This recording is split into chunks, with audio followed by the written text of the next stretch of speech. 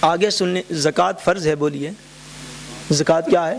امیر مسلمان کے اوپر فرض ہے۔ زکوٰۃ کتنی مدت کے بعد دینی ہے؟ زکوٰۃ کس پرسنٹیج سے دینی ہے؟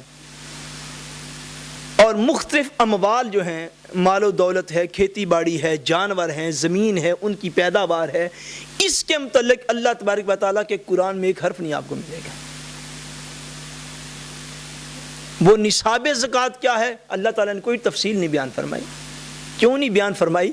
کہ تفصیل بیان فرمانے کے لیے تو اس نے مصطفیٰ کریم کو بھیجا ہے کہ حبیب ہم نے آپ کے اوپر یہ قرآن نازل کیا، تفصیل آپ خود اس کی بیان فرمائے لوگوں کو۔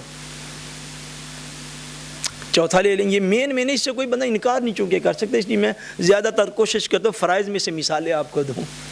اللہ تعالیٰ نے حج کو امیر مسلمان پر زندگی میں ایک دفعہ فرض کیا، وَلِلَّهِ عَلَى النَّاسِ حِجُّ الْبَيْتِ مَنِ اسْتَطَاعَ إِلَيْهِ سَبِيلًا۔ حج کو فرض کیا، اب سارے حج کے مسائل ایک طرف رکھ دیں۔ احرام کہاں سے باندھنا ہے، کس وقت باندھنا ہے، اگر احرام کے دوران کوئی غلطی ہو جائے اس کا کفارہ کیا ہے، یہ سارے مسائل تو دور رہے۔ قرآن مجید میں الحمد سے لے کر بناس تک اللہ تبارک و تعالیٰ نے وہ دن بھی نہیں بتایا کہ حج کرنا کس دن ہے۔ پڑھ لیں سارا قرآن پاک، دن تک کا کوئی ذکر نہیں کہ کس دن جا کے آپ نے حج کرنا ہے۔ کیوں ذکر نہیں ہے؟ کہ انہی احکام کی تفصیل کے لیے تو خدا نے مصطفیٰ کریم کو بھیجا ہے۔ آپ قرآن مجید کو ایک طرف رکھ لیں، احادیث طیبہ کیا معاذ اللہ ایسا نہ ہو جو شخص منکر ہیں ان کی بات کرو، منکر ہو جائیں، آپ تو حج نہیں جا کے کر سکتے، کیا کریں گے آپ؟ کہ اللہ تعالیٰ فرماتے ہیں حج کرو، یا اللہ کس دن کرنا ہے؟ وہ کہتا ہے میں نہیں بتاتا، جاؤ میرے رسول کی بارگاہ میں حضور سے جا کے پوچھو، جو حضور فرما دیں گے اس دن حج جا کے کرنا۔ اگر حضور ارشاد جس دن کا فرما دیں اس دن کے علاوہ بندہ 364 دن ہوتے ہیں سال میں، ایک دن حج کا ہوتا ہے، 364 دن بندہ جا کے عرفات میں بیٹھا رہے تو حج ہوتا نہیں ہے۔ اس لیے کہ نبی کریم صلی اللہ علیہ وسلم کی زبان اقدس کے اوپر اللہ تبارک و تعالیٰ کے کرم کا پہرا ہے۔ قرآن مجید خود فرماتا ہے وَمَا يَنْطِقُ عَنِ الْهَوَىٰ ان ہوا الا وحی یوحیٰ، فرمایا کہ اے لوگو میرا یہ جو پیارا رسول ہے یہ اپنی مرضی سے تو کچھ بولتا ہی نہیں، یہ جو کچھ بولتا ہے اس کے اوپر ہماری وحی ہوتی ہے۔ وہ قرآن پڑھے پھر بھی وحی ہے، وہ حدیث پڑھے پھر بھی وحی ہے۔ یہ دو قسمیں ہیں، حدیث بھی وحی ہوتی ہے مگر وحی خفی ہوتی ہے، قرآن بھی وحی ہے مگر یہ وحی جلی کہلاتا ہے۔ حدیث اور قرآن میں یہ فرق ہے، یاد رکھ لیں کہ قرآن مجید اللہ تبارک و تعالیٰ کا کلام ہے، اللہ تبارک و تعالیٰ کا کلام ہے، اللہ تبارک و تعالیٰ کی وحی ہے، اللہ تبارک و تعالیٰ کے الفاظ ہیں۔ قرآن مجید اللہ تبارک و تعالیٰ کا کلام ہے، حدیث کلام رسول اللہ کا ہے مگر معانی اللہ تبارک و تعالیٰ کی طرف سے نازل کیے جاتے ہیں۔ قرآن اور حدیث میں یہ فرق ہوتا ہے کہ حدیث جو ہے یہ نبی کریم صلی اللہ علیہ وسلم کا کلام ہے مگر ایسا کلام کہ جس کے معنی اللہ تبارک و تعالیٰ کی طرف سے نازل ہوتے ہیں مگر الفاظ حضور اپنے استعمال فرماتے ہیں، اور قرآن اس کلام کو کہتے ہیں کہ جس میں الفاظ بھی حضور کے نہیں ہوتے، الفاظ بھی حضور کے رب کے ہوتے ہیں۔ یہ فرق ہے، آپ نہ اس کو چھوڑ سکتے نہ اس کو چھوڑ سکتے ہیں۔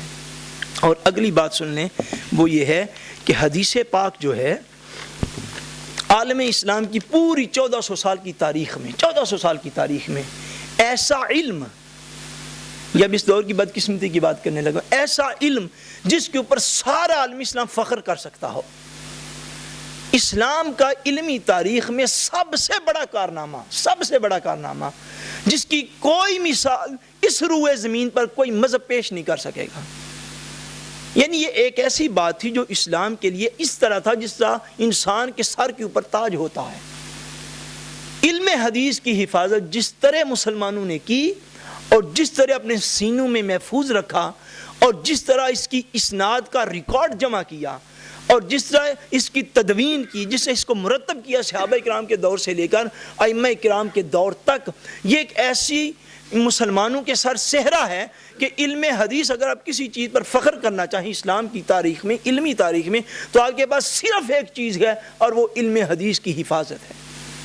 حضور کی حدیث کی حفاظت اسلام کا ایک ایسا منفرد پہلو ہے کہ ایسی حفاظت تاریخ میں کبھی کسی شخص کے اقوال کی نہیں ہوئی، کبھی کسی شخصیت کا ریکارڈ جو اس طرح جمع نہیں کیا گیا جس طرح نبی کریم صلی اللہ علیہ وسلم کا جمع کیا گیا۔ خالی حضور کا ریکارڈ نہیں، حضور کی سند، حضور کی حدیث کو بیان کرنے میں جن جن لوگوں نے اپنی صلاحیتیں صرف کی، تاریخ میں ان کا ریکارڈ بھی محفوظ کر لیا۔